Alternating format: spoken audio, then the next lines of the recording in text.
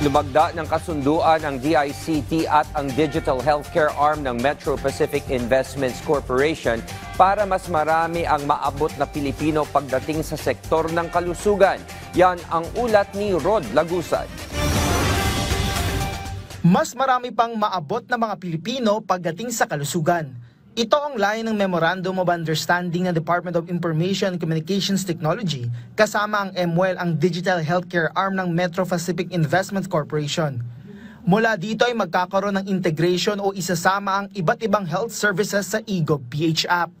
At kahit saan man sa bansa na may access sa internet, maaaring maabil ang iba't ibang health services.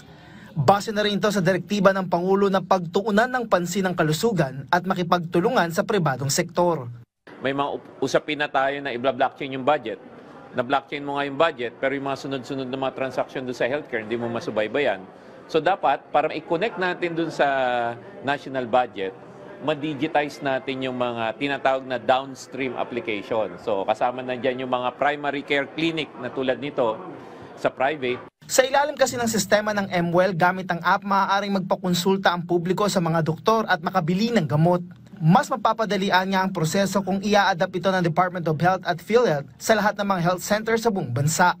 Hindi mo na kailangan pumirma sa papel, hindi mo na kailangan mag-fill up ng papel. Nandun na sa eGov app yung detalye na kailangan mo. Pag nagkasakit ka, nandun na rin yung detalye ng mga pagkakasakit mo, mga gamot, etc. Yun yung vision ng Pangulo. Ayon sa kalihim, 2026 pa ito lubusang mararamdaman ng publiko.